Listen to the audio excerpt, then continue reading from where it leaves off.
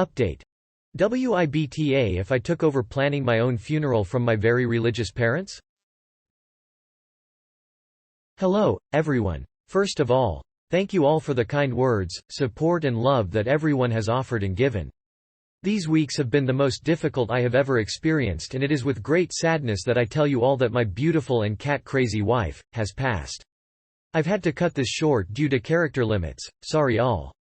But she did leave all of you a note, read it. I've copied everything verbatim below. She truly loved everyone and was smiling so much after her first post. I'll take my leave here. Much love. Reddit. If you're reading this, I am dead. Pretty crazy to be talking to a dead person, eh? It feels a bit strange to be writing this. If this feels a bit disconnected, I'm sorry. I have to take frequent breaks as I get tired pretty quickly now. My husband offered to write these words, such a sweet ham, I know. Be nice to him, okay? But I wanted my last words to be written by me. Long story short, we talked to my parents. A lot of people asked about why my husband wasn't planning the funeral and my parents were taking control. Honestly, my parents didn't take the news of my passing to come well, and I suppose their closure was to try and take control of what they could. I'm not angry at them for it, I understand. They had already prepaid a large portion of the service, and to put it plain and simple, it was a shit hand they were dealt. So, we talked to them. I laid it all out for them, and somehow, we reached a compromise. Lots of tears. Lots of hugs. And surprisingly, lots of laughs. They admitted that they had been losing their faith with everything that had happened, and their way to attempt to find it again was to take control and guide me into the afterlife.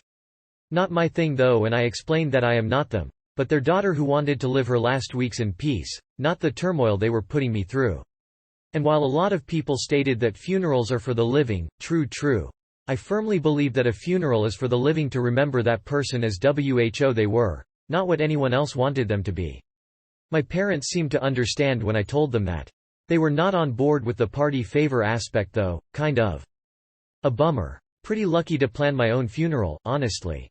But now that that is all said and done, thank you, guys. I was blown away by the responses. I was moved to tears, and I wish I had had the chance to meet every single one of you. You all be good now, aight? Take it one day at a time and fucking enjoy yourself. You only get one life. Unless you're someone who has survived death, then you're just a fucking hero and probably a cat with a few lives to spare. I love you all. I'm resting easy now. This disease sucks and I'm happy to be rid of it. And laugh and love and cry and be sad. Shit happens. I've got to go now. I'm gonna go snuggle my husband and my cats. Keep it real, Reddit. Love you, all.